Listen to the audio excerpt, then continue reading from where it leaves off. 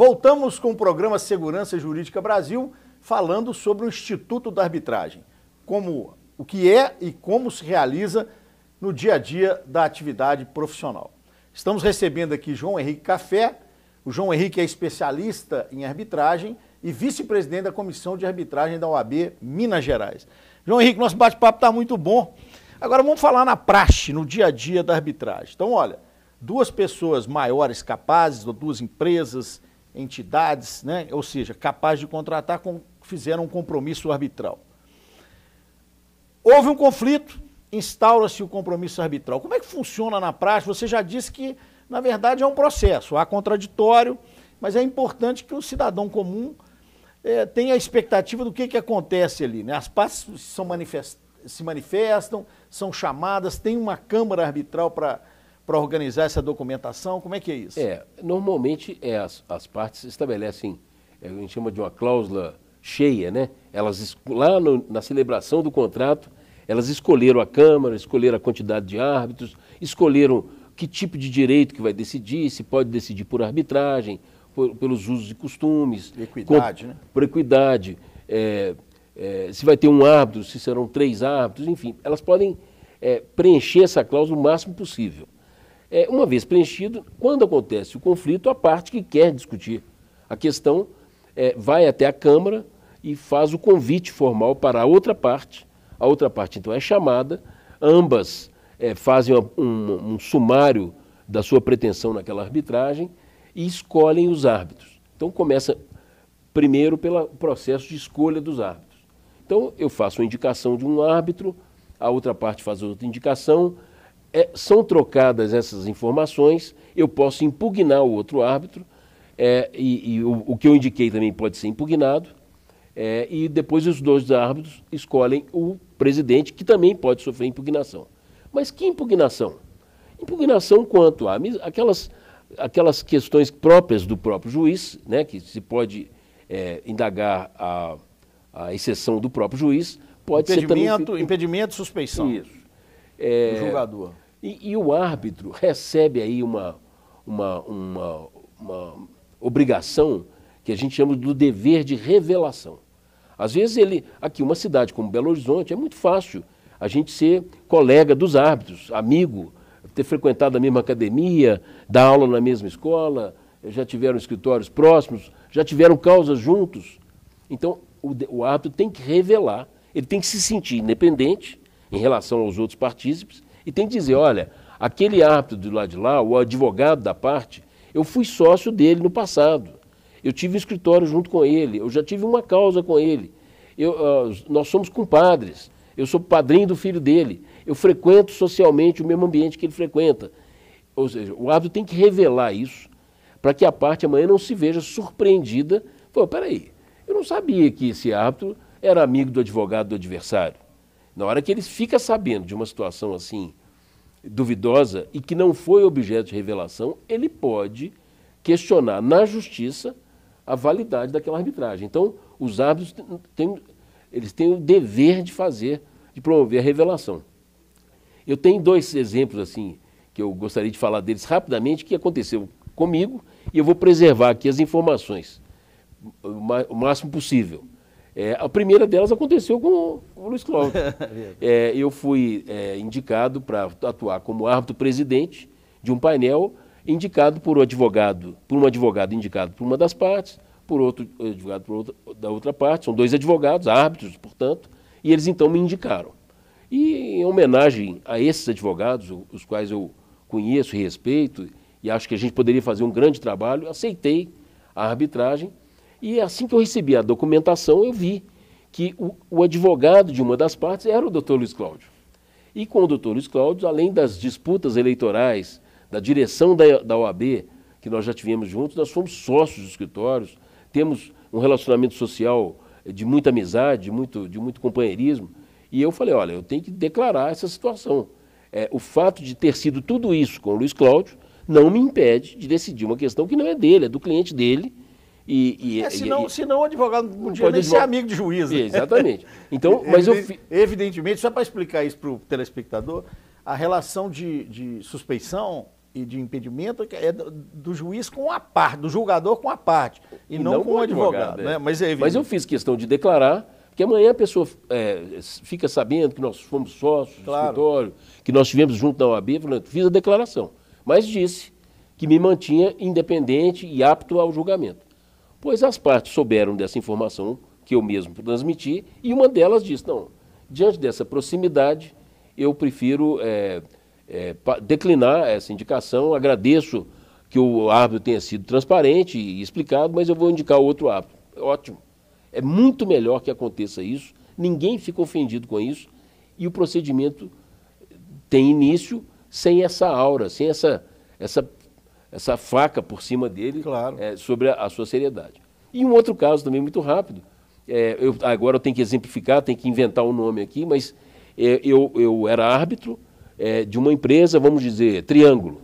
E essa empresa, ela estava para decidir, na mesma época eu mudei o meu escritório, que funcionava numa casa, e aluguei uma sala num prédio que tinha o nome Edifício Triângulo, no meu exemplo. E aí, já mudado, já funcionando lá, um dia eu falei, gente, eu advogado aqui sou árbitro numa questão envolvendo essa Triângulo, e o edifício tem o nome Triângulo. Mas eu nunca tive relação nenhuma com ninguém, dirigente dessa empresa. O imóvel que eu ocupava nem pertencia mais a essa empresa. Apenas o edifício tinha o nome da mesma empresa que era ré lá na arbitragem. Então fiz imediatamente a declaração para que os advogados das partes, para que as partes todas soubessem que eu fiz essa mudança física, mas que eu não tinha nenhuma relação com a tal empresa. E aí, imediatamente vieram as partes dizendo que, agradecendo a minha informação e mantendo a confiança na minha atuação como árbitro. Então, isso não pode ser alegado amanhã que eu não avisei. Então, esse é o dever de revelação que o árbitro tem para com as partes, para continuar a ser merecedor da confiança delas e não surpreendidos com uma informação de proximidade que pode atingir essa confiança. Muito interessante. E eu queria te perguntar exatamente sobre essa continuidade. Então, as partes, então, escolhem um árbitro, vem todos os mecanismos de prova daquilo que estão alegando, tem prova testemunhal do mesmo jeito que se rolou, tem perícia se precisar fazer perícia, e aí vem uma sentença arbitral, só para a gente explicar. A sentença arbitral, pela lei, tem a mesma força executiva de uma sentença judicial. Isso é muito importante dizer para quem está nos assistindo. Porque se alguém usou a arbitragem e conseguiu uma sentença que seja favorável a ela então tem que ir para o judiciário para executar, não é isso, doutor João? Só para a gente já ir exatamente. Mostrando os resultados aqui da arbitragem. A arbitragem que não tem recurso, ela vai gerar mesmo uma sentença com todo o direito de exercício de prova, de ampla defesa, etc. Prova testemunhal, prova pericial, documental. E essa sentença, ela se torna, então, um título executivo e ele tem que ser cumprido. Diferentemente do que acontece na lida forense, a arbitragem não tem força coercitiva. Não é o próprio árbitro que pode mandar cumprir aquela sentença. Então, a parte, para exigir o cumprimento daquela decisão arbitral, tem que se valer do judiciário, assim como a gente se vale do judiciário para a execução de um cheque, execução de um título executivo. A sentença arbitral é um título executivo, mas a parte coercitiva, da força do direito, vai ser cobrada do judiciário. Muito bem. É importante isso. E vamos então dizer um pouco sobre isso, né? Quando eu vou executar uma sentença arbitral, por exemplo, o que eu posso discutir? Por exemplo, eu sou executado agora, o que eu posso discutir? Eu não posso discutir mais o mérito. O mérito não se muda. O juiz lá, agora togado, vamos dizer assim, o juiz de direito, ele não pode discutir o mérito da sentença arbitral. O que pode ser discutido no âmbito da execução? Olha, existe um prazo decadencial de nulidade da sentença de 90 dias. Se a parte não alegou a nulidade da sentença espontaneamente, dentro do prazo de 90 dias... Aí ele alega no judiciário, é bom dizer isso, né? Numa ação anulatória, da sentença arbitral. O professor Luiz Cláudio tem um livro, Os Meios de Impugnação de Sentença Arbitral, nós temos esse livro, então tem um prazo decadencial, essa alegação pode ser feita. Pode ser alegado no processo judicial questões que alterem o cumprimento da decisão, questões que até a própria, se dentro do prazo decadencial, questão do cerceamento de provas, questão de nulidade da própria formação daquele título executivo, dentro do prazo decadencial de 90 dias. Então, essa nulidade também causa uma depuração, mas um malefício. A depuração é de que não permite que a sentença arbitral funcione, obrigue quem quer que seja, fora da lei, fora do devido processo legal. Mas o malefício é que quando há o surgimento da impugnação de uma sentença arbitral, ela é tão alardeada, porque é tão raro, que fica parecendo que as sentenças arbitrais todas têm sido objeto de impugnação, o que não é verdade. Mas quando acontece, ela ganha notoriedade nos informativos forenses, a comunidade fica sabendo daquilo, e às vezes tem esse efeito negativo das pessoas acharem que não adianta ir para a arbitragem, que vai acabar caindo no judiciário. Não, não é bem assim. As sentenças arbitrais, elas funcionam, elas criam obrigações que normalmente são cumpridas. Até porque esse ambiente... Tem que ser um vício previsto na lei, né? Isso tem que deixar bem claro. Não é recurso. Por exemplo, uma decisão extrapetita, que é fora do pedido, que ultrapassou os limites do pedido da própria inicial que instaurou a arbitragem, ou erros da execução mesmo, né? Uma falha na execução, está executando mais do que é a sentença, né? Aí você pode entrar, evidentemente, com as medidas, né, contra essa execução. Ô, João Henrique, você está falando uma coisa muito importante, aí você já está antecipando algo que eu iria perguntar mais no finalzinho desse programa.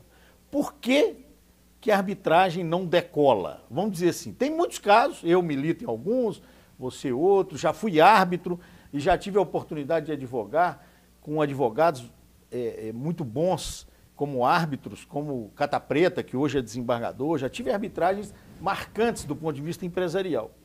Mas o que você acha, pela sua experiência e vivência profissional, que é o que eu acho mais legal nesse programa, da gente trazer pessoas que tenham contribuição da experiência e da vivência jurídica? Por que a arbitragem não decola? Apesar de ser um instituto tão antigo, que vem recebendo roupagens legislativas diferentes, né? Olha, eu acho que a questão cultural é que ela é a maior barreira para isso. Nós estamos muito impregnados de coisas do judiciário, por exemplo, o recurso. O recurso, ele é quase obrigatório. A gente quase não conhece causa judicial que é decidida na primeira instância. Todas elas têm um novo julgamento nos tribunais. Então, isso está muito arraigado. Alguém já disse, eu gosto muito de repetir, que o recurso é lá da criança, né? A mãe não deixa a criança fazer uma coisa, ela vai pedir o papai, é a segunda instância. Então, o recurso está muito arraigado entre nós, e na arbitragem, a ausência do recurso é um fator que as pessoas têm que aprender isso como uma vantagem e não como uma deficiência. Outra coisa é o custo. O custo imediato de uma demanda judicial é muitas vezes menor do que o custo imediato da arbitragem. As custas da arbitragem têm que remunerar os árbitros, têm que remunerar a Câmara e é proporcional ao valor envolvido. Na justiça, embora tenha uma tabela também progressiva, o valor é muito menor. Então, imediatamente, a justiça estatal é mais barata. Mas, como ela fica com a sua questão durante 5 anos, 6 anos, 10 anos, ela acaba sendo um barato que sai muito caro às vezes.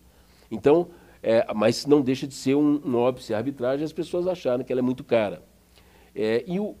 Existem outros óbices, que é sobre a própria confiabilidade sobre os árbitros.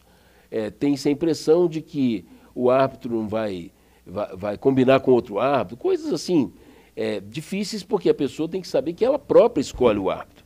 E o árbitro, me permita dizer, Luiz Cláudio, eu acho que ele está numa situação superior ao do advogado e à do juiz.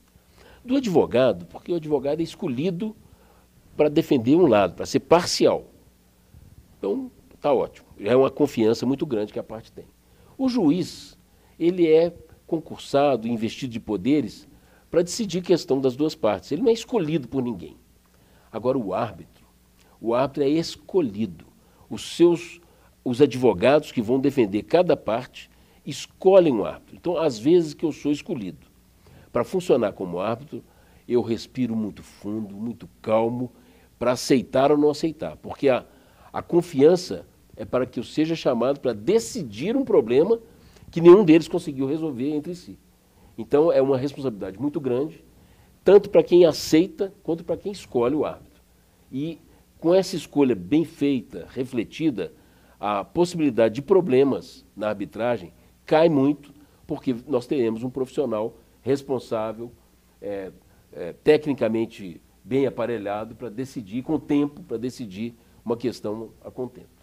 João Henrique, eu quero agradecer imensamente a sua presença, né? Você deu um show aqui sobre arbitragem. É tanta coisa para a gente falar que o tempo do programa fica pequeno. Mas eu quero dizer... Mas o importante é a gente plantar a sementinha, porque eu acho que uma das coisas que afasta as pessoas da arbitragem é o desconhecimento das suas coisas que podem ser muito importantes na solução rápida dos conflitos, principalmente na área empresarial. E antes de terminar, João, eu sei que você é um poeta, né? Eu acompanho nas mídias sociais. Eu vou pedir, então, que o João Henrique termine declamando um poema aí, né, João? Está em condição aí de declamar um poema? Aqui. Vamos ver se eu consigo localizar ele rapidamente aqui. E olha, qualquer um de sua autoria aí. Eu vejo pelas mídias sociais aí que você é um poeta das horas extras, né? Olha, não, um poeta não. A gente brinca com as palavras. E eu tenho aqui um escrito que é importante para isso. Acho que a gente deve sempre sonhar, a gente sempre tem que dar vazão ao nosso sonho de justiça, ao nosso sonho de realizar as coisas a contento. Então, rapidamente aqui, me desculpa o tempo. Ah, meu Deus. Ele estava separado aqui, não está mais. Aqui, ó. Eu digo o seguinte para vocês. Mudança. Eu ainda tenho sonhos, uns críveis, outros medonhos. Os tenho sempre, e deles não me envergonho. Sonhos que embalam, que ajudam na lida, abrem e fecham a ferida e nunca se calam. Tenho alguns dormindo, são loucos, efêmeros, são lindos. Outros tantos acordados, são meus por inteiro e querem o mundo mudado. É isso aí. E a arbitragem é uma forma de mudança. Um abraço a todos os telespectadores.